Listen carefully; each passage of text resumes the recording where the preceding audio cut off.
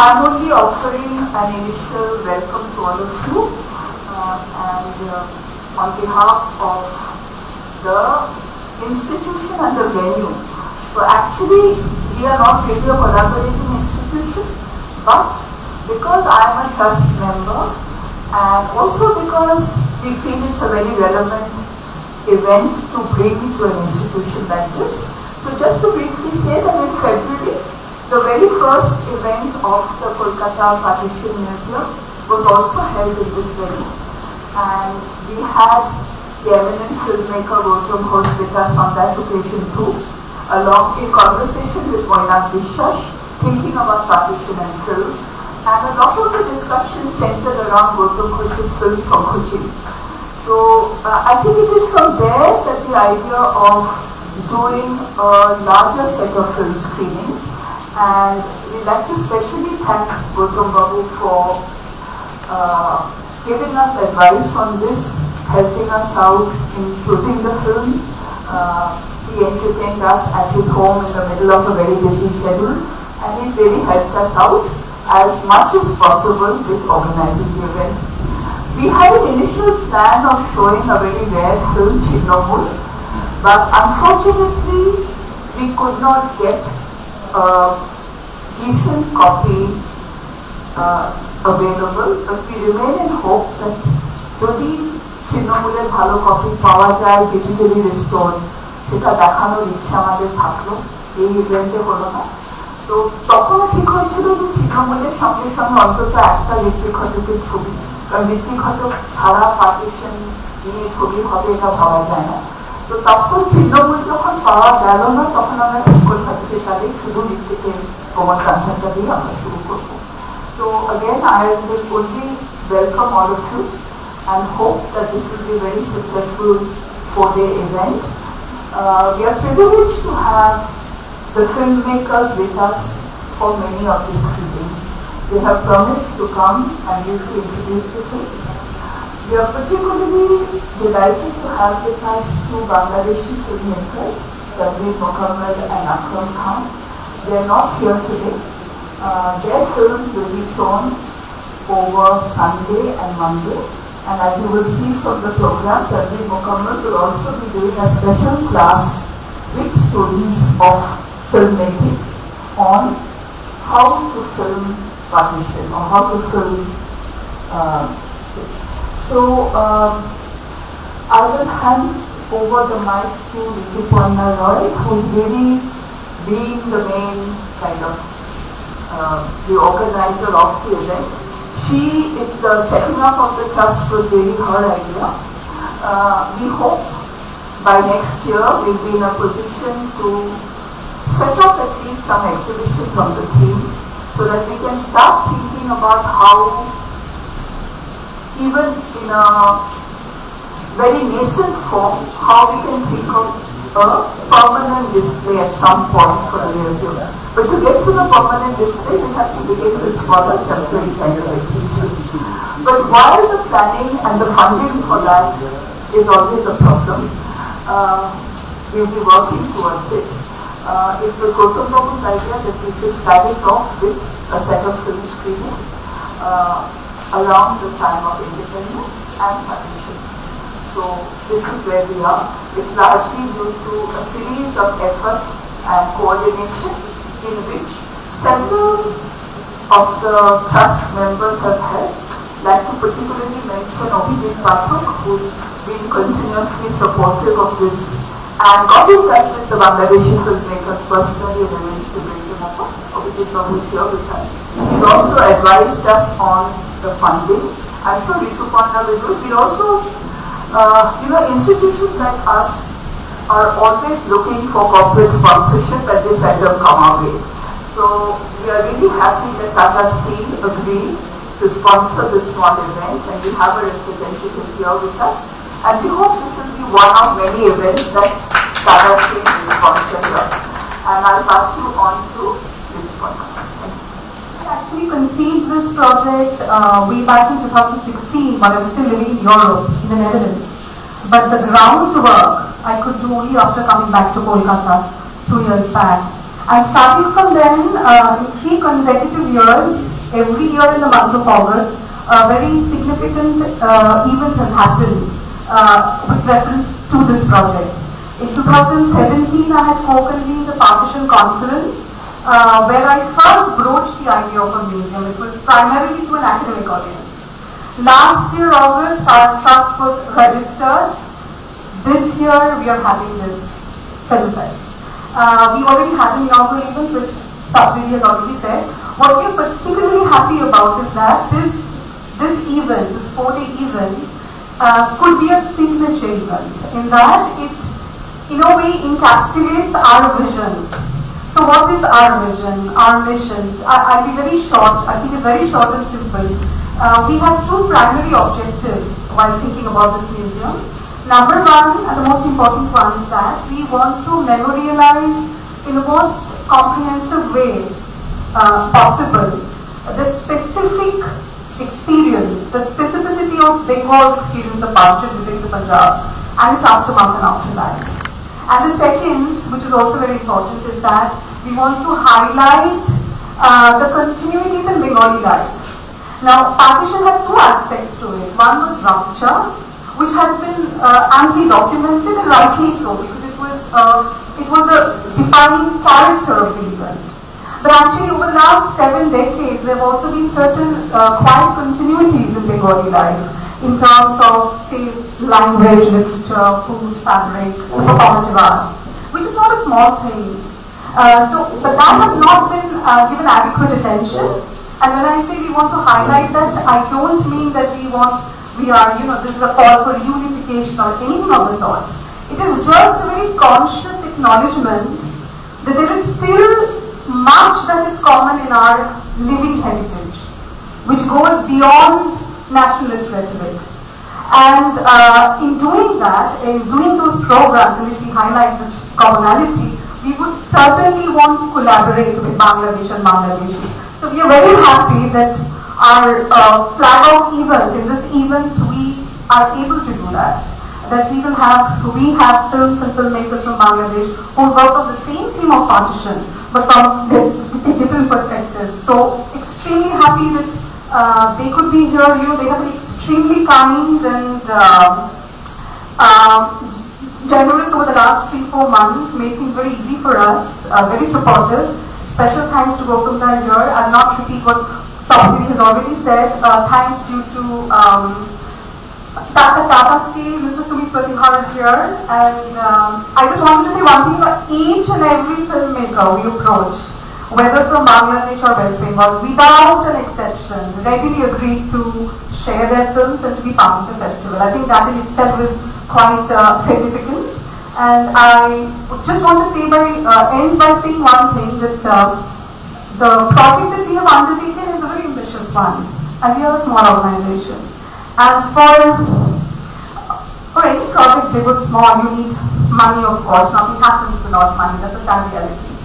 And also you need other resources, human resources, for example, expertise, men, women with special skill sets. But I think there is also a third factor which is very important, which is probably as important as the others. And that is a willingness to believe that it can happen. So our trust believes that a partition museum can happen in Kolkata, and this event is an important first step in that direction. I hope you all have a very memorable time in these 4 days. Thank you. One is Gautam Ghosh. We are delighted to have him back with us again. Gautam Ghosh has had, I will not even try and introduce him to this audience. He is extremely well known for his films, and I was particularly very happy that I could be part of a documentary retrospective of his films which were shown in ICCR recently, where I had the opportunity to see some of the very, very unusual documentaries which I was not aware of.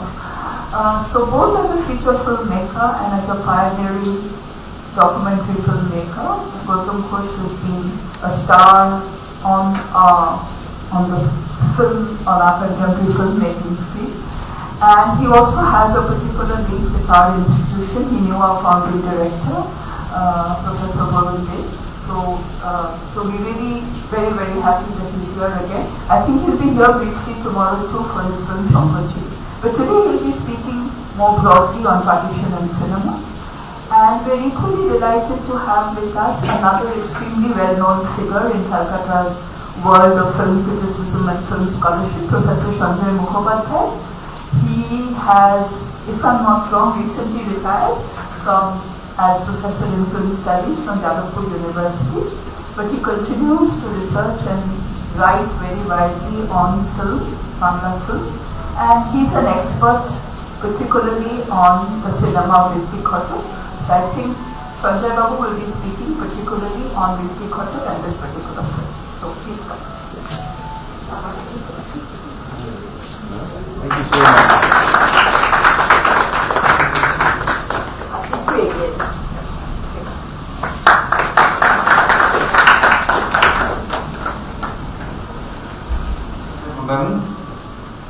It's indeed a great pleasure for me to attend this wonderful initiative of Partition Division Trust because, getting films on partitions are very rare, very, very rare. You hardly get 10 films or 7 films or 8 films. Bangla because we are talking about, discussing about Bengal partition and cinema. Actually, আপনারা যদি ভেবে দেখেন তাহলে দেশ ভাগ হয়েছিল 1947-এ, কিন্তু তার সূচনা অনেকদিন আগে থেকে, যখন কংগ্রেসের মধ্যেই একটা প্রো হিন্দু গ্রুপ আলাদা হয়ে গেল এবং স্লোলি মুসলিম লীগ ইমার্জ করল। এটা পুরোটাই একটা পলিটিক্যাল গেম, কমন ম্যানের কোনো ভূমিকা ছিল না। তারা পরে ইনভলভ হয় ফর ভেরিয়াস রিজনস। কিন্তু এই পার্টিশন, যদিও ইন্ডিয়ান পার্টিশন বলা হয়, কিন্তু পার্টিশন হয়েছিল দুটো প্রভিন্স, বেঙ্গল, পাঞ্জাব। ডিজাস্টার এবং কলঙ্ক যাই বলুন, সবকিছুই কিন্তু এই দুটো প্রভিন্সের ওপর দিয়ে গেছে। আর যদি পার্টিশন নিয়ে সাহিত্য রচনা দেখি, সেখানেও কিন্তু খুব কম লেখা হয়েছে দুই বাংলায়, সেরকম লেখা হয়নি যতটা হওয়া উচিত ছিল। পাঞ্জাবে লেখা হয়েছে, পাঞ্জাবে কিছু ফিল্মও হয়েছে ওয়েস্টার্ন ওয়ার্ল্ডে। নাম করা ফিল্মের মধ্যে আপনারা সকলেই জানেন train two Pakistan, Tamas are great film গরম হাওয়া। এছাড়া খুব একটা ছবি নেই, আমাদের এখানে খুব অল্প ছবি। খামোশ পানি, অনেকদিন আগে। আমার যেটা মনে হয়, আমরা অ্যাকসেপ্ট করে নিয়েছিলাম এই হিন্দু মুসলিম ডিভাইডটাকে। অনেকদিন এটা নিয়ে আমরা মাথা ঘামাইনি। ইস্ট পাকিস্তান, ওখানে ভদ্রলোক শিক্ষিত বাঙালিরা বলতে ওখানে মুসলিমরা থাকে, আর আমরা এখানে বাঙালিরা থাকি। এই কনসেপ্টটা কিন্তু এখনো চলে। এখনো আমি অনেক শিক্ষিত মানুষকে বলতে শুনেছি বাংলাদেশে মুসলিমরা থাকে আর বাঙালিরা থাকে এখানে। ফলে এই যে একটা কন্ট্রাডিকশন, এই যে একটা কনফিউশন, এটা ছিল বলেই এত বড় ঘটনা নিয়ে সাহিত্য, সিনেমা খুব কম হয়েছে আমাদের বাংলায়। পাঞ্জাবে সেরকম হয়।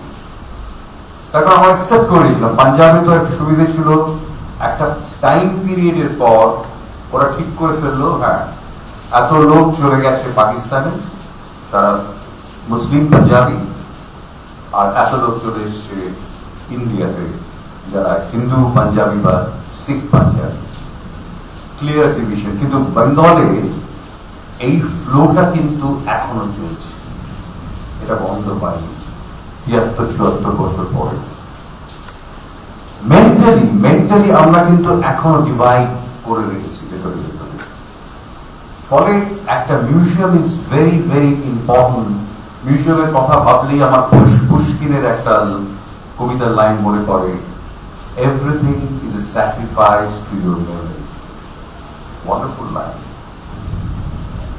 ওই মেমরিটাকে বাঁচিয়ে রাখার জন্যই কিন্তু পার্টিশন মিউজিয়াম, যেটা পাঞ্জাবে করেছে, অমৃতসরে, যারা দেখেছেন তারা অবাক হয়ে গেছেন। মানে আমরা আমাদের জেনারেশনের কাছে পার্টিশনের ইম্প্যাক্টটা সাংঘাতিক ছিল। আমার মনে আছে যে আমার পুরো মানে ফ্যামিলি তারা মানে ইস্ট পাকিস্তান থেকে চলে এসে সেটেল করেছিল, আমরা দেখতে যেতাম তাদের, আমরা কোথায় থাকতাম। আমাদের জেনারেশনে অনেক অনেক স্ট্রং ছিল ইম্প্যাক্টটা, কিন্তু আস্তে আস্তে আস্তে আস্তে নতুন জেনারেশনের কাছে সেটা থাকবে না। কিন্তু এই যে হরিফাইং একটা মেমোরি, যে মেমোরিটা পৃথিবীর ইতিহাসে খুব কম হয়েছে, কম এক্সিস্ট করে, এরকম একটা রিয়ালিটি, তাকে আমরা ভুলে যাব, এটা তো হতে পারে না। এবং ভুলতে পারবেন না আপনি কখন। এখন রোজ আপনি কি নিয়ে আলোচনা করছেন? কাশ্মীর। কেন কাশ্মীর? সেখানেও কিন্তু এই ডিভাইড, একটা Hindu Muslim divide, two nation theory divide, এটা কিন্তু সমস্ত সময় আমাদের হন্ট করবে। আপনি যে কোনো অ্যাঙ্গেল থেকেই দেখুন না কেন, সেই পার্টিশন। যে কোনো প্রবলেমকে নিয়ে আপনি আলোচনা করুন না কেন, সেই পার্টিশন। বলে এটা দিস উইল কন্টিনিউ, লিঙ্গার করবে, আমি ডোন্ট নো, বোধহয় যতদিন পৃথিবী থাকবে ততদিন, প্ল্যানেটটা যতদিন থাকবে ততদিন। আমি জানি না কোনোদিন এটা সলভ করতে পারবো কিনা। অনেক চেষ্টা হচ্ছে সার্ক কান্ট্রি করার, সার্ক সম্মেলন, সার্ক কনফারেন্স, সামিট, হোয়াটএভার, কিন্তু কোনোদিন সার্কের কান্ট্রিগুলো নিজেদের মধ্যে একটা আন্ডারস্ট্যান্ডিং তৈরি করতে পারেনি। কারণ একটা ইনেট হেট্রেড। আপনি যদি এখনো অন্যভাবে কথা বলেন, আপনি বলেন আপনি পাকিস্তানি, পাকিস্তানের লোক বলে যে আপনি হিন্দুস্তানি। এই যে হেট্রেড, এটা বোধহয় দিন দিন বাড়ছে আরো। ফলে museum is very very important, দেখানো যে একটা এত বড় একটা দেশ, সেটাকে ভাগ করা হয়েছিল এবং সেখানে মানে রেসপন্সিবল ছিল কিছু পলিটিক্যাল লিডার্স এবং অফকোর্স ব্রিটিশ ক্রাউনের একটা very strange game, I would say very strange game, এবং আমাদের ন্যাশনাল লিডার্সের বোকামি বা তাদের লোভ, মসনদের জন্য লোভ, এটাকে ডিভাইড করেছিল। অন্তত পার্টিশনে কি লোক দেখতে পাবে একটা কম্পোজিট কালচার কি ছিল, কিভাবে দেশটা ভাগ হলো, কেন হলো, সেটা নাকি আমি শুনেছি অমৃতসর মিউজিয়ামে একটা ব্রিলিয়েন্ট একটা ক্রোনোলজি রয়েছে। একটা দেখলে নিজের মনে হয় যে কেন আমরা ভাগ করলাম, এই কোয়েশ্চেনটা তোলা উচিত মনে নিজের মধ্যে, কেন করলাম আমরা এটা, কারা করলো, এই কোয়েশ্চেনটা যেন একটার পর একটা জেনারেশনের মধ্যে ছড়িয়ে থাকে। আমরা খুব অল্প ছবি করেছি এই কারণে, সাহিত্যিকরা লেখা লিখেছে, আপনি দেখুন বেশিরভাগ সাহিত্য লেখা হয়েছে কিন্তু এই বঙ্গে। তনভীর আসছে, ও বলতে পারবে আরো ভালোভাবে ওই বাংলায় কি লেখা হয়েছে, পরে লেখা হয়েছে। তার কারণ ওই বাংলা থেকে একটা হিউজ হিন্দু পপুলেশন এখানে উদ্বাস্তু হয়ে চলে এসেছিল। এখানে দণ্ডকারণ্যে, আন্দামানসে, কোথায় নয়। ফলে তাদের পেইনস, তাদের যে অ্যাগনি, সেই নিয়ে প্রচুর লেখা হয়েছে। কিন্তু বাংলাদেশের লোক অত লিখেছেন অল্প। ওখানেও লেখা আছে কি করে একটা মানুষ ইস্ট পাকিস্তান থেকে ইন্ডিয়া হয়ে ওয়েস্ট পাকিস্তান গেল, ওয়েস্ট পাকিস্তান থেকে চলে এসে আবার ইস্ট পাকিস্তানে এলো, তারপরে নতুন একটা দেশ তৈরি হলো। অ্যাকচুয়ালি দ্বিজাতি তত্ত্ব, টু নেশন থিওরি ভুল প্রমাণিত হলো বাংলাদেশ হয়ে। এখন প্রশ্ন হচ্ছে এত কম ছবি হয়েছে কেন? এটাই আমার নিজের ধারণা আমরা এখনো কিন্তু এই ডিভাইডটা নিয়ে পড়ে আছি। আমি একটা ছোট্ট অ্যানেকডট বলছি, খুব ইন্টারেস্টিং। উনি মারা গেছেন, রামানন্দ সেনগুপ্ত, গ্রেট ক্যামেরাম্যান ছিলেন। Actually, he was the operating cameraman of Jean Renoir, River ছবিতে। Jean Renoir shot River between 1949 and 51. Am I right? তো ব্যারাকপুরে, মানে ব্যারাকপুরে ওরা শুট করতো, ব্যারাকপুর স্টুডিও থেকে ট্রেন লাইন দেখা যেত। আর মাঝে মাঝে Jean Renoir was very sensitive, জানেন, ক্লড রেনোয়ার ছেলে, great director, very sensitive person. উনি মাঝে মাঝে ট্রেন এলে ছুটে যেতেন, শুটিং বন্ধ করে, চুপচাপ দেখতেন। ট্রেনের মাথা ভর্তি মানুষ, ঝুলছে মানুষ, ট্রেন যাচ্ছে। মাঝে মাঝে মাঝে মাঝে জিজ্ঞেস করতেন যে এইরকম ট্রেনে প্যাসেঞ্জার ঝুলে যাচ্ছে কেন? তখন ওকে সবাই এক্সপ্লেন করে, পার্টিশন হয়ে গেছে তো, এরা সব রেফিউজি চলে আসছে। তখন উনি কমল মজুমদারের কাছে, আমার বিখ্যাত লেখক, পার্টিশন কেন এবং কি হয়েছিল তার গল্প শুনেছিলেন। বলেছিলেন, যদি এটা আমার দেশে হতো, আমি সারা জীবন শুধু এই বিষয় নিয়ে ছবি করতাম, আর কিছু করতাম না। মানে এরকম একটা হরিফিক এক্সপেরিয়েন্স যে জাতির হয়, তারা আর কিছু করা উচিত নয়। সত্যি আমরা সেরকম ছবি করতে পারিনি। ঋত্বিক দার নিয়ে আজকে সঞ্জয় বলবে, আমরা দেখব ঋত্বিক দার হৃদয়ে ধাক্কা মেরেছিল এই দেশবাস। তার জন্য তার ছবিতে বারবার তার হৃদয়ের যে বেদনা, সেটা ফিরে ফিরে এসছে। হয়তো উনি পার্টিশন বা রায় এইসব নিয়ে ছবি করেননি, কিন্তু পার্টিশনের যে এফেক্ট মানুষের মধ্যে কিভাবে হয়েছে, বিশেষ করে মিডল ক্লাসের মধ্যে, উনি ছবি করেছেন। অল্প ছবি হয়েছে, কিন্তু আরো ছবি হওয়া উচিত। এর অনেক দিক রয়েছে পার্টিশনের। মানে আমাদের দেখতে হবে শুধুমাত্র এক দিক থেকে নয়, ওদিক থেকেও দেখতে হবে। যেমন প্রচুর মানুষ এখান থেকে চলে গেছিলেন, তারা কেন চলে গেলেন? আমি পদ্মা নদীর মাঝে বলে একটা ছবি করেছিলাম, সেখান যে নায়ক রাইসুল ইসলাম আসাদ আমাকে বললেন, দাদা আমি তো বাংলাদেশে শুটিং করলাম, এরপর তো ইন্ডিয়াতে যাব, আমার ইচ্ছে একটু হুগলি যাওয়ার। কেন? হুগলি তো আমার বাড়ি, আমার বাবার গ্র্যান্ডফাদার চলে এসেছিলেন পার্টিশনের পর। ফলে ওখানকার মানুষও যারা চলে গেছিলেন এখানকার থেকে, এই জায়গা ছেড়ে, তারাও সাফার করে। ফলে এই মিউজিয়াম, এই সিনেমা খুব ইম্পর্টেন্ট। এবং আমার মনে হয় যে এই যে ঋতুপর্ণা যে এই ছোট্ট একটা পার্টিশন রিলেটেড সিনেমার একটা যে ফেস্টিভ্যাল করছে দরকার। তার কারণ এখান থেকে আমরা মানে we can go farther, আরো এগিয়ে নিয়ে যেতে পারি। অনেক জিনিস, অনেক আলোচনা, অনেক বিষয় আসতে পারে। কারণ এখানে দেখবেন যে ছবিগুলো রয়েছে, ছবিগুলো কিছু ছবি রয়েছে, ফিল্ম রয়েছে 50s, 60s পরবর্তীকালে এখনকার ছবি। আমি যে ছবিটা করেছি সেটা 2016 সালে, এখনকার করোনা নিয়ে এখনো পার্টিশনের ইম্প্যাক্ট কিভাবে চলেছে। ফলে এটা আমাদের একটা কলঙ্ক, বিভীষিকা। এবং আমাদের আরো সচেতন হতে হবে, যখন একদল চাইছেন যে এই ডিভিশনটা আরো বাড়ুক, আমাদের মনের মধ্যে ভাগটা আরো বাড়ুক, সব আলাদা আলাদা হয়ে যায়, সেটা হতে পারে না। আমাদের একটা দেশ কখনো হোমোজিনিয়াস হতে পারে না, অসম্ভব হতে পারে না। এবং এটাই আমাদের ভারতবর্ষ, আমাদের উপমহাদেশ।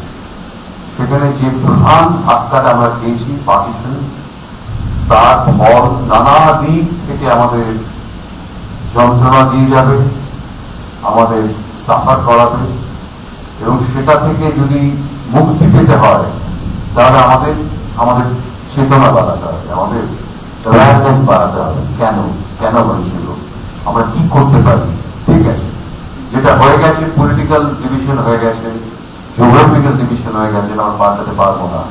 কিন্তু কি করে আমরা একটা এই যে দেশগুলো ভাগ হয়ে গেছে তাদের মধ্যে আরো ইউনিটি তৈরি করতে পারি, একটা ফ্র্যাটার্নিটি তৈরি করতে পারি, সেগুলো ভীষণ ভীষণ জরুরি বলে আমার মনে হয়। তবে আমি আশা করি এই কয়েকদিন আপনারা যে ছবিগুলো দেখবেন সেই নিয়ে আলোচনা হোক এবং মনে মনে আমরা ঠিক করি যে দুই বাংলায় যারা বাস করে সবাই বাঙালি। ফলে কে হিন্দু, কে মুসলমান, কে বৌদ্ধ, কে খ্রিস্টান, এটা না ভেবে আমরা ভাবি হ্যাঁ আমরা বাঙালিরা ভাগ হয়ে গেছিলাম। পাঞ্জাবিদেরও তাই ভাবা উচিত। একটা পাঞ্জাবে এখন দুটো পাঞ্জাব আছে, ওখানে পাকিস্তানের একটা পাঞ্জাব আছে, এখানে একটা পাঞ্জাব আছে। ফলে এইগুলো নিজেদের মধ্যে ভাবতে হবে। আর এই মিউজিয়ামটা যত তাড়াতাড়ি হোক আমরা আশা করি, we'll try our best to contribute to help Rituparna and her team so that we can visualize a great museum of our memories will come up soon in Calcutta. Thank you very much. Rituparna for considering it so important as to introduce Ritikoda film. Thank you. So much with English and so much with foreign tongue, because here we basically consider Bengal partition and the sound of rain, which is not typically English, Bangla word. In fact, it's আন্তরাষ্ট্রীয় প্রথম দিবসে নমাজ বিশ্ব স্বামী আমাদের তো বছর বৃষ্টি হয়নি, এই বৃষ্টি মেঘদূতের কথা মনে পড়ে। তো আমরা যে গৌতম কথা বলছিলেন এটা খুব, আমরা যদি এটা আমার বিষয় নয় তবুও এটা খুব প্রাসঙ্গিক বলে আমার মনে হলো যে এরকম একটা মিউজিয়াম, একটা স্মৃতি সংরক্ষণ আমাদের জরুরি। আমরা নানা বিষয় করিনি, কিন্তু আমাকে একসময় সরকার ভুল করে একটা জিনিস পরিচালনার দায়িত্ব দেয়, তাতে গৌতম আমার সঙ্গী ছিলেন। তো আমরাও 2006 সালে, সেটাই কলকাতায় পার্টিশনের উপর সবচেয়ে বড় এক্সিবিশন, আমার কোনো কৃতিত্ব নেই, সরকার টাকা দিয়েছে, সরকারের এক্সিবিশন হয়েছে। তো আমরা করতে পেরেছিলাম সবই দেয় নন্দনের, পুরো নন্দন জুড়ে একতলায়। তখন আমি দেখেছিলাম যে আমাদের মেটেরিয়ালের কি প্রচন্ড অভাব। আমাদের লিটারেরি মেটেরিয়াল সেটা নেই। হিরণময় বন্দ্যোপাধ্যায়ের রিপোর্ট এবং কয়েকটা লেখা ছাড়া যেগুলোকে সিরিয়াসলি একাডেমিক আর থিওরিটিক্যালি আমরা ভাবতে পারি। এবং দ্বিতীয়ত ভিজুয়াল মেটেরিয়াল আমাদের প্রায় নেই। সমস্ত মেটেরিয়াল আমাদের তৎকালীন টেস্টম্যান পত্রিকা এবং তৎকালীন আনন্দবাজার পত্রিকাতেই কিনতে হয়েছিল, আর কিছু আমরা তৈরি করেছিলাম। কিন্তু সেগুলো এই করার সময় বুঝতে পারছি সেটা মাত্র 6 দিনের কাজ ছিল, তাতে আমাদের যে পরিমাণ কষ্ট হয়েছিল সেটা আমি বুঝতে পারছি ঋতুপর্ণার সামনে কি প্রচন্ড চ্যালেঞ্জ অপেক্ষা করে আছে এবং কি কঠিন কাজ। গান্ধীর অবশ্য যে 6.5 ঘন্টার ডকুমেন্টারি তৈরি করেছে যার সঙ্গে কিছু আমি জড়িত। তো সেক্ষেত্রে তানভীরের কাছ থেকে আপনার অন্য কথা শুনলে বুঝতে খুব ভালো হয়েছে যে তানভীর এখানে আসছেন, তিনি আমাদের সত্যি অ্যাডভাইস করতে পারেন বাট ডু। শুধুমাত্র চিত্রানদীর পাড়ে ছবিটা করেছেন বলে না, তো ঠিক আছে, কিন্তু এই যে সীমান্ত রেখা এই বিষয়ে 6.5 ঘন্টার ডকুমেন্টারি সত্যিই খুব ইম্পর্টেন্ট এবং এখনো নিয়ে কাজ করে যাচ্ছেন। শুধু বাংলায় যে উদ্বাস্তুরা আছেন তাই নিয়ে নয়, গতকালে যারা আছেন, মানায় যারা আছেন, শিলংয়ে যারা আছেন, সিমলায় যারা আছেন, তাদের নিয়েও এটা খুব গুরুত্বপূর্ণ কাজ করেছে। কিন্তু আমরা আজকে তাকে নিয়ে কথা বলবো তিনি ঋত্বিক ঘটক এবং তার ছবি কোমলগন্ধা। এখন ঋত্বিক ঘটককে নিয়ে কথা বলতে গেলে আমার এবং গৌতমের সঙ্গে তার সামান্য পরিচয় ছিল, জীবনের শেষ সময় তার সঙ্গে একটু কথা বলতে পেরেছিলাম, সুযোগ পেয়েছিলাম। কিন্তু সে সুযোগ না পেলেও আমরা জানি যে ঋত্বিক ঘটক কিন্তু সেই অর্থে উদ্বাস্তু নয়, রেফিউজি নয়, এমন নয় যে 1947 সালের পরে তিনি এদেশে এসেছেন, তার পরিবারের এখানে জায়গা ছিল, তিনি এদিক ওদিক করে থাকতেন। যেমন আমি বাংলাদেশে নিজেকে গর্ববোধ করি, কিন্তু সে অর্থে আমার বাবা 1927 সালে কলকাতায় ছিলেন, আমরা এদিক ওদিক করে থাকতাম। অবশ্যই সেই পার্টিশন আমাদের এদিকে নিয়ে আসতাম। তো ঋত্বিকের কোমলগন্ধার ছবিটা নিয়ে যদি কথা বলি তাহলে দেখবো যে এই যে গৌতম তখন যে কথা বলছিলাম, যেটা একজন শিল্পীর কথা, যে আমরা কি করে পার্টিশনটাকে দেখবো, সবগুলোটা কি ট্রেনিং। দূরের কাছে কেবলই ঘর ভাঙে, গ্রাম পতনের শব্দ হয়, এই জীবনানন্দ দাশের কথা। বা ধরা যাক, যদি এই ভাবা যায় যে গত 50 বছরের মধ্যে কোন মহাদেশ সবচেয়ে বেশি ভাগ হয়েছে, কারণ অবাক হয়ে যাবো ইউরোপের ম্যাপ সবচেয়ে বেশি চেঞ্জ করেছে। কিন্তু এই যে ম্যাপ গুলো চেঞ্জ করছে, বদলাচ্ছে, তার প্রতিক্রিয়াটা কি হচ্ছে, এটা খুব আশ্চর্য। আমার সঙ্গে দিল্লিতে একটা আলোচনা চক্রে এ বিষয়ে যিনি খুব নাম করা বিদুষী শ্রীমতী উর্বশী ভট্টাচার্যের এই বিষয়টা কথা হয়েছিল, যে বেঙ্গল পার্টিশন বিষয়ে বেসিক মেটেরিয়াল এত কম কেন।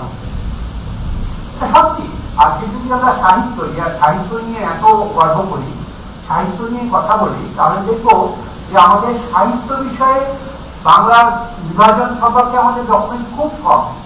নারায়ণ সান্যাল নামে একজন ভদ্রলোক, যিনি অ্যাসিস্ট্যান্ট ইঞ্জিনিয়ার পিডব্লিউডি হিসেবে প্রথম জয়েন করেছেন দণ্ডকারণ্যে, তিনি দণ্ডক সরপরি আর বকুলতলা পিএল ক্যাম্প দিয়ে শুরু করেন।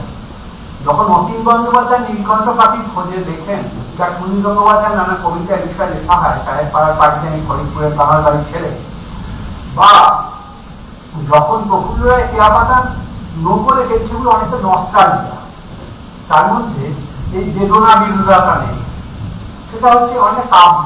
আনলাইক মন্টো সাদা পোষের মান্ত্রর মধ্যে যেটা পাই সেটা নেই। তার কারণটা কি? ঐতিহাসিকভাবে দেখলে দেখা যায় যে গৌতম এখানেও অনেকটা কথা বলেছে, যে 3টে পয়েন্টে তো ভারত ভাগ হয়েছিল, পাঞ্জাব, বাংলা, সিন্ধ। সিন্ধের জায়গাটা আমরা বুঝতেই পারিনি, কারণ খুব কম পপুলেশন হয়েছিল, এয়ার ভিত্তিক। করাচি থেকে বম্বে এত কম সময়ের ফ্লাইট যে চা খাওয়ার সময় কম যায় না, ফলে ওটা আমরা কিছু বুঝতে পারি। আর পাঞ্জাবে সত্যি যে পরিমাণ রক্ত, লুণ্ঠন, আগুন পার্টিশনের সময় হয়েছিল, যে ওই কোন কিন্তু বেঙ্গলে হয় কি, এই জিনিসটা অ্যাকচুয়ালি 1945 দিকে ক্যালকাটা ক্লিনিক থেকে শুরু হয়। আমরা ইতিহাসের আলোচনা করার জায়গায় দিই সমান নিরততা, কিন্তু আসলে we were getting prepared. It was enough time to get ourselves prepared. Suhrawardy, Fazlul হক, শরৎ বসু কেউ বিশ্বাস করতেন না পার্টিশন হবে, কিন্তু there were people যারা এই জিনিসটা করেন। সেটা ইতিহাসবিদরা ওরা পারবেন অনেক বেশি করতে, সেই বিষয়ে আমি কথা বলছি না। কিন্তু আমাদের পার্টিশন একদিন হয়, আমরা কি চলে এলাম ওদিক থেকে, যে মনে রাখবেন 1950 অব্দি আমাদের পাসপোর্ট লাগবে না। আমার ঠাকুমা যখন তখন এদিকে আসছে, যখন তখন ওদিকে চলে যাচ্ছে। 1947 পার্টিশন হয়, 50 অব্দি লাগতোই না। আমরা প্রথম দুটো দেশ এরকম বোধ করতে শুরু করি 50 পরে, আমার জন্ম 50 পরে। কিন্তু এই যে সময়, এই সময়ের ফলে আমরা ধীরে ধীরে একটা কোমাডোজ অ্যাপ্লাই হচ্ছে একটা জাতির চৈতন্যে, তার চৈতন্য লুপ্তি ঘটছে, এটা আমরা বুঝতে পারি। এবং ঋত্বিক ঘটকের ছবিগুলো সে ব্যাপারে অত্যন্ত কার্যকরী। আমি ছবির আগে বেশি কথা বলার পক্ষপাতী নেই, এখানে এটা ভীষণ গাইডেড ট্যুর হয়। চলো যখন যাচ্ছি গড়াইমা বা গাইড নিয়ে কোথা দিয়ে যাবো, কোথা দিয়ে ঘুরঘুরাইয়া করবো, এই জন্য আমরা ওদের educated enough to understand what is what, তারপরে আমরা কথা বলতে পারি। টেক্সট পড়ে নিই আমরা কথা বলবো। আগে থেকে বলে দেবো এই হচ্ছে, এই আমার নিজের একটু অস্বস্তি হয়। আমি ওই বিষয়ে কথাও বলছি না, ছবিটা আপনারা দেখুন। আমি বলছি শুধু যে ঋত্বিক ঘটক দেখবেন যেমন ছিন্নমূল, হিমায় ঘোষের, সত্যি কথা বলতে কি ছিন্নমূল আমাদের কোনো উপায় নেই, দরকার হলে আমাদের ন্যাশনাল ফিল্ম আর্কাইভ থেকে ওর কপি নিয়ে আসতে হবে এই মিউজিয়ামকে। কেননা ছিন্নমূলের 10 সবকিছের মধ্যে একমাত্র জায়গা আর একটা আছে যেখানে শিয়ালদায় রিফিউজি ক্যাম্প এবং লেক ক্যাম্প অ্যাকচুয়ালি কি ছিল 1:1 রেশিওতে নিউম্যানগঞ্জ ছবি তুলে গেছে, এবং এটাই একমাত্র believable document. You can't do without it. You are left with no alternative but to make a copy out of that. সম্পূর্ণ যদি এই মিউজিয়ামটা করতে হয়। কিন্তু ঋত্বিক ঘটকের ছবিতে এরকম কোন ডকুমেন্ট নথি নেই, যাকে হিস্টোরিক্যাল এভিডেন্স বলে। যদি আমার কেউ বলে যে রিফিউজিদের গোষ্ঠীগুলো কিরকম ছিল, ঋত্বিক ঘটকে তা নেই। কিন্তু নিমাই ঘোষের ওই জায়গা যা উদয়কির পর্যন্ত অ্যাপ্রিসিয়েট করেছিলেন, এটা মারাত্মক, সিনেমাটিক্যালি মারাত্মক। এবং আমি যারা সিনেমার ছাত্রই হবো না, কোনোদিন ইতিহাস, পলিটিক্যাল সায়েন্স বা আর্কিওলজির ছাত্র হবো, তাদের কাছে ইম্পর্টেন্ট। ওটাই একমাত্র ডকুমেন্ট, যেমন হিরণময় বন্দ্যোপাধ্যায় রেডিওজিদের উপর যে সরকারি ডকুমেন্ট, এটা একমাত্র বিশ্বাসযোগ্য এবং প্রামাণ্য প্রথম ডকুমেন্ট, তেমনি নিমাই ঘোষ প্রথম ডকুমেন্ট, কোন ডকুমেন্টের বিষয় নয়। ঋত্বিক ঘটক তাহলে কি করলেন? ঋত্বিক ঘটক হচ্ছেন পোস্ট পার্কশনের ট্রমা, দুঃস্বপ্ন থেকে জেগে ওঠা, যে মনোবিপর্যয়, এই মনোবিপর্যয় ধরার কোন লোক ছিল না। একদিকে আমরা লঘুচিত্ত বাঙালি, অর্থাৎ নাসিমা মালপোয়া খামু ৭৭.৫, ভানু বন্দ্যোপাধ্যায় টিপিক্যাল ঢাকাই বাঙাল হয়ে গেলেন, তাতে তিনি নানা রকম চিত্ত বিনোদন বাংলা যেরকম হয়, বাঙালির বিষয়ে আমাদের যেমন ধারণা তৈরি হলো, এই একটা হলো। আর দ্বিতীয় কথা, ওই একটা ওই দিকে আমাদের উনি বলছিলেন যে আমার এত বিঘা জমি ছিল, অত এই ছিল, অত সেই ছিল, এরকম হলো। আর ১৯৭১ সালে তো আরো মর্মান্তিক হলো যে তখন লোকে জানলো জীবনানন্দ দাশ কবিতা লিখেছেন, ফলে সকলেই বাংলার মুখ আমি লিখে আছি বলে আবৃত্তি সন্ধ্যা আবেদন করতে আরম্ভ করলো। পারছেন বলে কোনো আর সত্যিকারের প্যালপেবল, মানে যেটা আমরা বলি গবেষণা ভাষায় কনস্ট্রাকশন অফ দি প্রবলেমেটিক, সমস্যাপট নির্মাণ, এই সমস্যাপট নির্মাণের আর কোনো সুযোগ থাকলো না। ঋত্বিক ঘটকের কেন আমরা প্রয়োজনীয় ভাবছি? নয় ফিল্ম মেকার, কারণ এখানে ৫টা মিউজিয়াম হচ্ছে, এখানে ৩ দিনের কোর্স হচ্ছে না, বা ফিল্ম মেকিং এর কোর্স হচ্ছে না। কোমলগঙ্গার কেন প্রয়োজনীয় ভাবছি? কোমলগঙ্গার ছবিটা দেখলে আপনারা দেখবেন যে এটা এমন একটা ছবি যেটা আমাদের জাতি বিষয়ে প্রাথমিক মন্তব্য করছে। আমি অন্যান্য বিষয়ে যাবই না, সিনেমা বিষয়ে একদম যাবো না, কারণ সিনেমা বিষয়ে আপনি দেখুন, দেখে আপনার কি মনে হয় সেটা ভাবুন।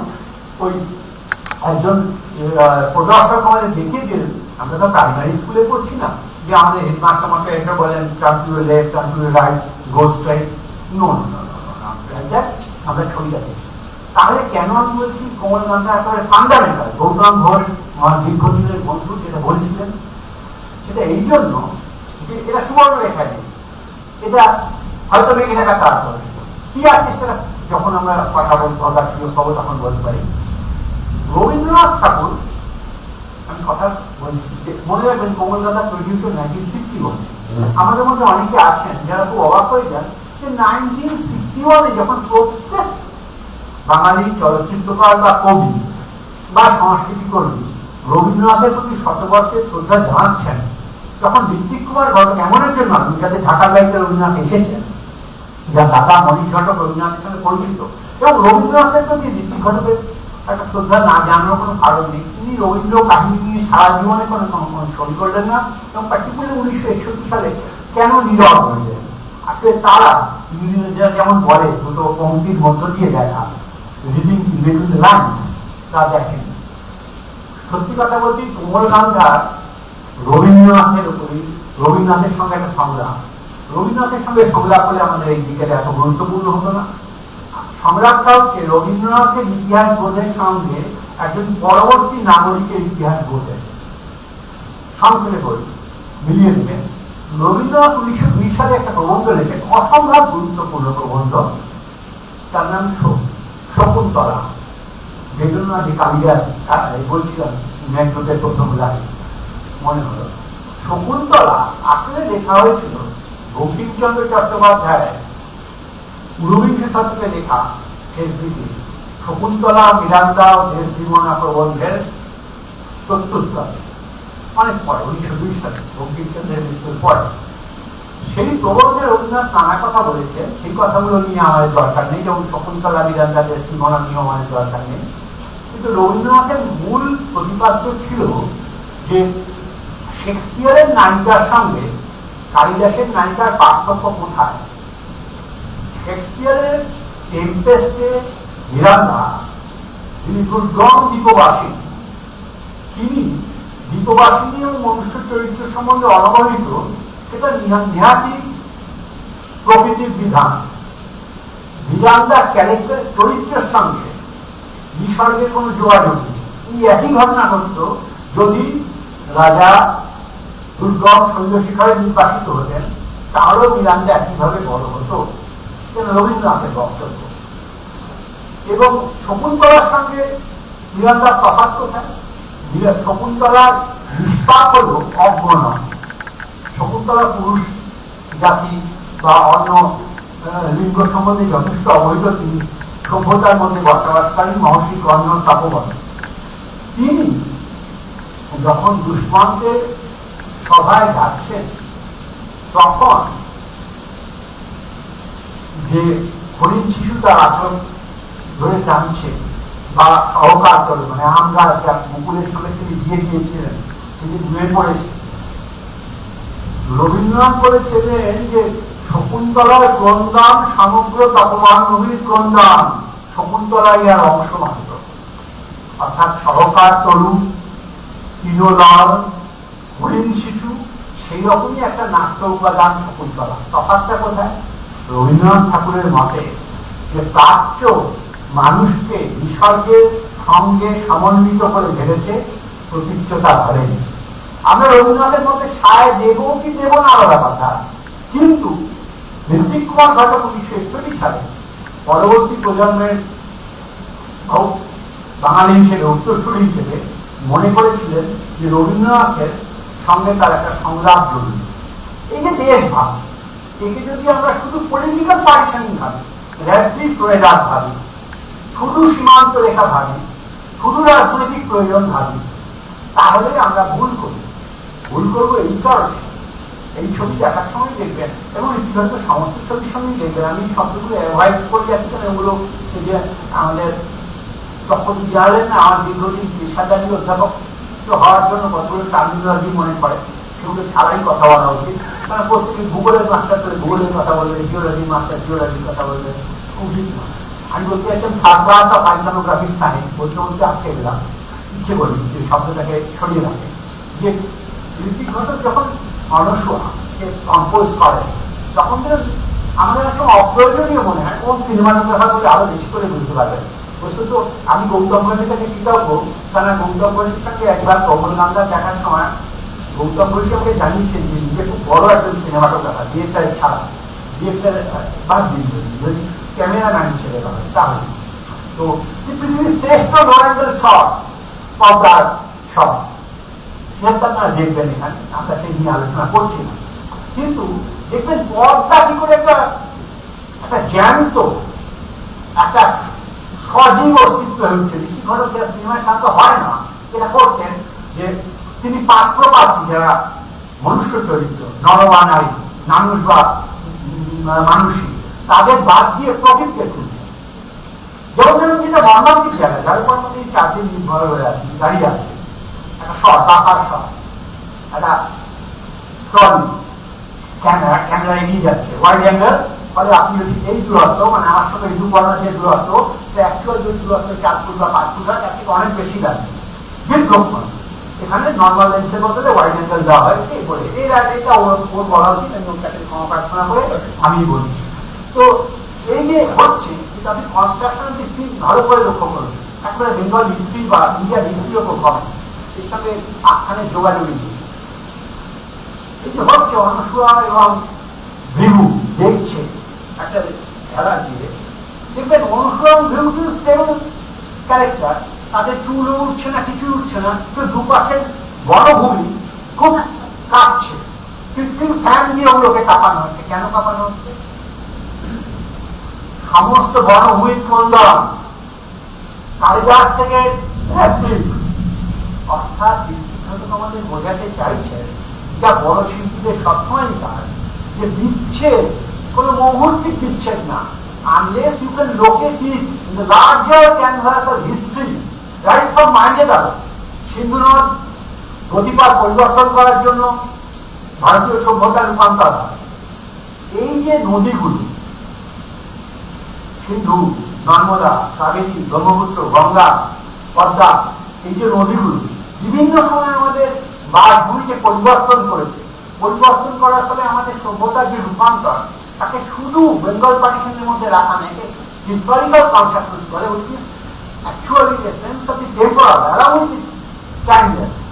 এই যে দুটোকে মার্চ করা, এবং দেখবেন ঋত্বিক ঘটক এই জায়গাটা কতদূর কাজ করেছেন। যে প্রথম কথা তো এই যে দোহাইয়ালির সময় হেমন্ত বিশ্বাসের গান, এই যে দোহাই আলির সময় যুব আন্দোলন ইত্যাদি ইত্যাদি, পদ্মা একটা চরিত্র হিসেবে চলে এসেছে। পদ্মাকে বাদ দিয়ে আপনি কোমল গান্ধার করতে পারেন না, পদ্মার জায়গায় নদী করলে বা অন্য কিছু করলে হবে না, কারণ পদ্মার সঙ্গে না জড়িত। পদ্মাকে বাদ দিলে ভিড়ও দাঁড়াবে না, অনুসরও দাঁড়াবে না, বিজন বাবু বা অন্যরা যা অভিনয় করছেন কিছু দাঁড়াবে না। এবং এই যে জায়গাটা, এটা এসেইছে শকুন্তলা প্রবন্ধ পাঠের পরে। আপনি যদি বলেন যে আপনি অতিরিক্ত অনুমান করছেন, তাহলে ঋত্বিক ঘটকের রচনাবলী করুন। ঋত্বিক ঘটকের বাংলা রচনা আমার দ্বারাই সম্পাদিত হয়েছে, আমার চিত্র কিছু নেই, লেখা রয়েছে ওখান থেকে পাওয়া। তো আরো 3টে লেখা আছে দ্বিতীয় এতে জরুরি। তো তাকে উনিই বলেছেন যে আমার প্রাথমিক অবলম্বন ছিল রবীন্দ্রনাথের লেখা সেই আশ্চর্য সুন্দর প্রবন্ধটি শকুন্তলা, যেখানে শকুন্তলা প্রতিক্রিয়া যাত্রা করছে। সেই জায়গাটা শকুন্তলার প্রতিক্রিয়া যাত্রার সঙ্গে কোমলগান্ধারের এত মিল। কোমলগান্ধার জায়গাটা দেখুন, এটা যদি বড় করে বলা যায়, এরকম মানে আমাদের সংস্কৃতিবিদ্যায় এত বড় অবদান খুব কম হয়েছে। মানে আমরা অনেক সময় বলি যে কোমলগান্ধার তো একটা গান, এই যে এটা ঋত্বিক পদ্ধতি পেলেন। আমি আবারও বলছি রবীন্দ্র শতবর্ষীতে পাওয়ার কারণ আছে, নাম রেখেছি কোমলগান্ধার মনে মনে, পুনশ্চর একটা লাইন। এটাও যদি আপনি বলেন যে কেউ চট করে দেখলেন তা না, পঞ্চায়েত সবচেয়ে প্রভাবশালী কাব্যগ্রন্থের একটি হচ্ছে নাম রেখেছি কোমলগান্ধা বিষ্ণুদেব। সেখান থেকে 2জন চলচ্চিত্রকার একই সঙ্গে বামপন্থী প্রভাবিত হন। একজন কোমলগান্ধার কাব্যগ্রন্থের প্রথম কবিতাই হচ্ছে 22 শ্রাবণ, মৃত্যুকে জুড়েই রাখে জীবনের পঞ্চায়েত নিহাল হয়ে, চোখে রাখে পূর্ণতার প্রতীক কবিকে, অলাপ সঙ্গীতে মন সুকুমার গাঙ্গার ঢাল হয়ে, হঠাৎ নিবন্ধ শান্তি নিকেতন আমার ছবি। এই যে 45 সালে গাঙ্গা এবং 22 শ্রাবণকে মনে করে বিষ্ণুদেব নাম রেখেছি কোমলগান্ধা, তার শিরোনামে আর মনে মনে থাকলো না। তাকে আরো সংক্ষেপ করলেন ঋত্বিক ঘটক কোমলগান্ধা এবং মৃণাল সেন 22 শ্রাবণ। মৃণাল সেন 22 শ্রাবণ দেখে বুঝবেন রবীন্দ্রনাথের মৃত্যুদিন তার জায়গায় গুরুত্বপূর্ণ। তিনি একটা বড় ঐতিহাসিক শোকলক্ষণকে একটি পরিবারের মধ্যে দেখতে পেয়েছে। তাকে হিস্টোরিক্যাল ফ্যামিলিয়ারে এসেছিল, ঋত্বিক ঘটকের ফ্যামিলিয়ার হিস্টোরিক্যালে চলে যায়। তো এই যে জায়গাটা, এইখানে ঋত্বিক ঘটক রবীন্দ্রনাথের সংলাপে লিপ্ত হওয়ার ক্ষেত্রে 3 ধরনের মেজর কনফ্লিক্টকে ধরেছেন। একটা হচ্ছে যে তিনি যে রাজনৈতিক দল করতেন তার ভেতর তার কনফ্লিক্ট, সেটা এত খারাপ জায়গায় গিয়ে পৌঁছেছিল যে আমি তুষার তালুকদার বলছিলেন ঋত্বিক ঘটক শেষ দিকে ঋত্বিক ঘটক এটা নিয়ে খুব দুঃখ ছিল। এই ছবিটা অসম্ভব ব্যর্থ হয়েছিল, সবসময় ব্যর্থ ভেঙে রাখা কাজ ছাড়া, কিন্তু এই ছবিটা অসম্ভব, মানে একেবারে কিংবদন্তি তুল্য ব্যর্থতা। উত্তর কলকাতা তো 5 দিন চলেছিল, এখানে 2 দিন চলার পরই বন্ধ হয় পূর্ণতে। কিন্তু ঋত্বিক শেষ দিকে সন্ধিহানে উঠছেন, তুষার তালুকদারও বলেন যে একটা দর্শক বন্ধু যেমন আমার বলা, আপনার খারাপ লাগলে আপনি প্রত্যাখ্যান করতে পারেন, আপনি বেরিয়ে যেতে পারেন হল ছেড়ে, কিন্তু আপনি নিশ্চয়ই এখানে চেয়ারগুলো ভেঙে ফেলবেন না বা অন্য কিছু। কিন্তু পূর্ণতে চেয়ারগুলো পর্যন্ত তুলে ভাঙা হয়। তুষার দা আমাকে বলছেন, পুলিশ কমিশনার ক্যালকাটা, যে এইগুলো কিছু ক্রিমিনাল যদি ভেতরে না ঢোকে, তারা যদি স্ক্রু বা বল্টু খুলতে না জানে, তা না জানলে এই চেয়ারগুলো তুলে মারা যায় না। এরা কে দেখে প্রিপেয়ার। এর পেছনে গল্প হচ্ছে ঋত্বিক ঘটকের কোমলগান্ধা যাতে ব্যর্থ হয়, তার জন্য তার পার্টিরই ভেতরের কিছু লোক চেষ্টা করছিল, কারণ তারা মনে করছে তখনকার যুগে এখানে পার্টির ভেতরকার দ্বন্দ্ব মুক্ত করে দেওয়া হচ্ছে, সুতরাং এই ছবি বন্ধ হওয়া উচিত। এবং এই ছবি খুবই কদর্যরি আলোচনা হচ্ছিল তৎকালীন কমিশনের মুখপাত্র স্বাধীনতা, যিনি করেছিলেন তার নাম বলতে পারি, কিন্তু সেগুলো বলে দরকার নেই, সেগুলো আমার ঐতিহাসিক গবেষণায় করা। কিন্তু এই যে ভারতীয় বর্ণাঢ্যের সঙ্গে অভ্যন্তরীণ দ্বন্দ্ব, জানি ঋত্বিক ঘটকের নিজস্ব পর্যবেক্ষণও আছে, ভৃগু ও মনস্কুয়ার দ্বন্দ্ব এবং দেশ বিভাগের দ্বন্দ্ব, এই 3টে দ্বন্দ্ব মূলত নিয়ে উনি আখ্যান তৈরি করতে চাইছেন। এবং প্রকাশ্য কিন্তু মিলন, একটা ছবি যা বিরোধের উপর দাঁড়িয়ে আছে, এবং শুধু একটা বিরোধ না, দেশ বিভাগ না, নায়ক নায়িকার বিরোধ, দেশের বিভাজন এবং কমিউনিস্ট পার্টির অন্তর্দ্বন্দ্ব, সেই সমস্ত জিনিসকে নিয়ে উনি কোমলগান্ধাটা মিলনের জায়গায় পৌঁছচ্ছেন। শেষ পর্যন্ত অভিজ্ঞান অঙ্গুরীয় খুঁজে পাওয়া যায়। এই অভিজ্ঞান অঙ্গুরীয় কি? বাঙালির জাতীয় সত্তা সম্বন্ধে কিছু ধারণা, যেটা রবীন্দ্রনাথের সঙ্গে ওই ভাব বিনিময় করে নেয়। এই ছবিতে দেখবেন যে এটা একটা বড় রাজনৈতিক প্রতিপাদ্য, যেখানে ভিগু এবং অনসুয়া মিলিত হচ্ছেন, অসাধারণ জায়গা। সেইখানে অনসুয়া তার মা ডায়েরি ভিগুকে তুলে দিচ্ছেন। অর্থাৎ আমি রাজনৈতিক বিতর্কে যাচ্ছি না, রীতিঘটক যে রাজনীতি করতেন, ভারতীয় মানবাদীরা মনে করতেন যে বিপ্লবের সূচনা হয়েছিল ভারতের স্বাধীনতা সংগ্রামের মধ্য দিয়ে, সেই বিপ্লবকে কংগ্রেস পার্টি যদি ব্যর্থ করে তাহলে কমিউনিস্টদের ঐতিহাসিক দায়িত্ব এসে যায় তার কে পরিপূর্ণ করা। এবং যদি দায়িত্ব আসে তা শুধুই গান্ধীজির অহিংস আন্দোলন নয়, তার সঙ্গে তথাকথিত সশস্ত্র আন্দোলন জড়িত থাকবে, মুকুন্দ দাস জড়িত থাকবে এবং সংস্কৃতির নানা ধারা জড়িত থাকবে। এই যে কোমল গান্ধা দেখবেন রবীন্দ্রসঙ্গীত থেকে লোকসঙ্গীত এমনকি আধুনিক গান তার নানাভাবে নিয়েছে। এখন আমি অনেকক্ষণ কথা বলেছি, এবার কোমল গান্ধাটা দেখুন, আবার যদি দ্বন্দ্ব হয়ে যায় তাহলে আমার পক্ষখান শুনে রাখবেন। আমি শুধু গৌতমকে একটা গল্প বলছি, গৌতম জানে না কোমল গান্ধা নিয়ে। আচ্ছা, অনেকেই জানে না। এটা হয়েছিল এইরকম একটা দিন, এই লোডশেডিংটা দেখে মনে হলো তখন শরীর চৌধুরী 1/12 থাকেন। তো ওই গণতন্ত্রের বাড়িতে একটা আর দুপুর একদিন আমরা গেছি, তো লোডশেডিং ভীষণ গরম, ওর বাড়িতে উনি খালি গায়ে বসে আছেন, খালি গায়ে একটু লজ্জিত হয়েছে, যাই আমরা বসে আছি। তাকে কি কাজ দেখে এলাম, আমাকে একজন নাম বলে বলে একদম ভুল ইনফরমেশন দিয়েছিল, বললো আর ঋতিক বসে গেছে আর নেই। অসাধারণ ছবি, ওই মিউজিক নিয়ে কথা বলছে। তারপর হঠাৎ স্মৃতিচারণ কোমল গান্ধা বসে বলছে এই ঋতিকটার কথা বলে এত মন খারাপ হয় না জানো। এই বম্বেতে 7 সালে হঠাৎ একদিন এলো ঝড়ের মতো, কিছু প্রেমের গান দেখতো, প্রেমের গান, কিসের প্রেম, কার প্রেম, সকালবেলা বসাবে মানে ঠিক করে দিব। অত সময় নিয়ে আমরা 1 ঘন্টা 1.5 ঘন্টার মধ্যে প্রেমের গান লিখে দিতে হবে। সম্ভব নেই, কার কোথায় যাবে, কিসের প্রেম, কার কোথায়, মানে কি ওর যা মুদ্রাদর্শী করা। তো এটাকে ভাবা, তো ভেবে কিছু ভাবতে এলো, তখন তার বলছি এক কাজ কর, আমার তাড়াতাড়ি আছে, আমি ফ্লাইট আছে, তুলে দেখি আমাকে 1 মাসের মধ্যে পাঠাবে। কি লিখবো, কি প্রেম বলবি তো? আমাদের প্রেম নেকা নেকা প্রেম না, তুই আমি যে প্রেম করেছি সেইটা সেটা দেখ একটা, আমি আমার ছবি করছি কোমল গান্ধা একটা লাগিয়ে দেবো। তো আমি সাথে রীতিবল চলে গেল, অদ্ভুত চাও ছিল না, হঠাৎ এলো কেন, হঠাৎ বললো কেন, হঠাৎ চলে গেল কেন, পুরো জিনিসটি আমার কাছে দুর্ভুক্ত। কিন্তু ও বলেছিল আই টুক ইট সিরিয়াসলি, এবং আমি লিখলাম, আমি সুরও দিলাম, পাঠালাম, কিন্তু ওই গান পছন্দ হলো না। তখন আমি হেমন্ত বাবুকে দিয়ে রেকর্ড করলাম। গানটা শুনলেই বলবেন এন্টায়ারলি পলিটিক্যাল গান, দুজন drop out party member, conference system আছে, ড্রপ আউট। যখন পছন্দ হয় না সবসময় যে পরিষ্কার করে তা না, তাদের মেম্বারশিপ রিনিউ করা হয়, তাদের কম দাম ছেড়ে দিই, একেবারে ড্রপ আউট। সলিল চৌধুরী এবং ঋতিকঘটক দুজনেই ড্রপ আউট। তো সলিল চৌধুরীর গানটা হচ্ছে আমি ঝড়ের কাছে লিখে গেলাম আমার ঠিকানা। সেখানে দেখবেন তার সেকেন্ড স্ট্যান্ডার্ডে আমি কাঁদলাম তো, প্রথম আমি কাঁদলাম তো হাসলাম, জীবন জোয়ারে ভাসলাম। বলেছিল যে আমি গিয়ে শরীরকে বলেছিলাম তুই গেঁজে গেছিস বম্বে। আচ্ছা, গেঁজে গেছি আমি দিদা বলেছি, শরীরকে বললাম তুই গেঁজে গেছিস, আমার জন্য গান লেখ। এবং এরপরের গান, পরের অংশটা ভীষণ শুনলেই বুঝবেন কমিউনিস্ট পার্টির দুজন লোক নিজেদের মধ্যে কথা বলছে, ওগো ধরা পাতা যদি আবার কখনো ডাকো। পুরো গানটা একটা দুজন কমিউনিস্ট পার্টির ড্রপড আউট মেম্বার, তারা মনে করছে যদি পার্টি বা ইডিওলজির মধ্যে আবার যাওয়া যায় তাহলে কিরকম হবে। কোমল গান্ধার যেমন লেখা হয়েছিল মিস করিনি, তাকে দিয়ে শরীরটার কোনো ক্ষোভ নেই, শরীর হচ্ছে আমি ছবিটা দেখে বুঝেছি ওটা লাগতো না।